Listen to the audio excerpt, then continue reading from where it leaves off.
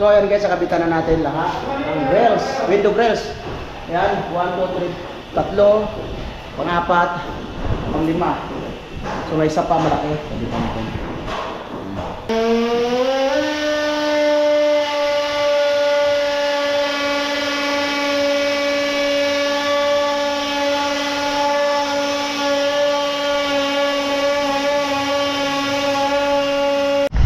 So ayan guys, ito yung mga unit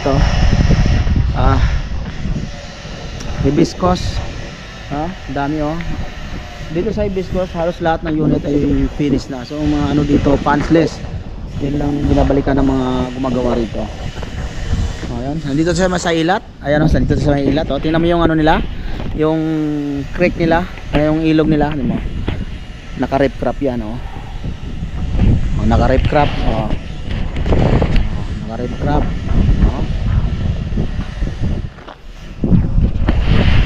malinis. So may nakatayo dito mga poste, hindi pa tapos. Siguro magkakaroon ng ano to dito, harang, bakod, yung siguro steel, siguro yung naka parang lambat style yung hindi ko lang alam ang pangalan nun, pero kakabitin dyan para magkaroon ng harang. Sa ngayon wala pa. Ayan guys, panambak. Siguro patagin yan dyan, tayuan naman ng bahay. O ngayon, nandito nakahanda yung mga panambak siya. Papatagin yan lahat ng mga lupa doon kung anong pwede yung tambakan. So dito nila na-stock. Ganda. Buo na talaga yung mga unit dito. Ang ganda. Ang ganda tingnan. Nasa align. Tapos lahat pinturado lahat. So finish na talaga. So almost lahat naman dito may may-ari na. Ganun kabilis dito guys ang mag-occupy ng isang unit. Daming nagkagusto sa mga unit dito dahil ang ganda talaga. Alright, so ikutin ko itong buong hibiscus. Papakita ko sa inyo yung mga lahat ng mga area. So by lakad lang tayo. Tara, ikot lang.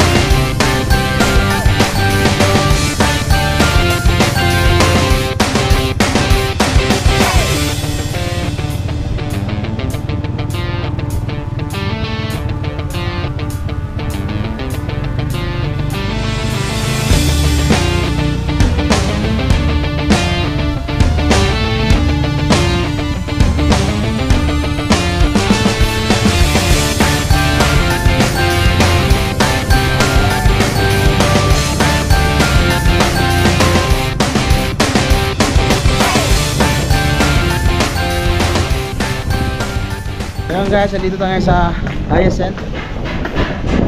Ito yung makikita dito sa Hyacinth. Ito yung mga unit dito, pintura ng mga unit ng Hyacinth, kulay pula. Ayan.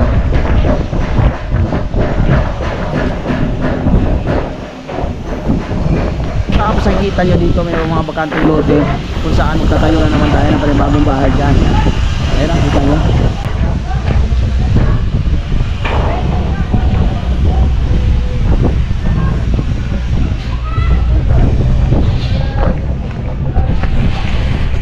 So ayan guys, ang ganda ng mga pintura.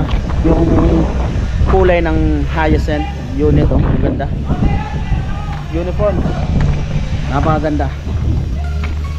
Alright, ikot tayo sa kabila via motor.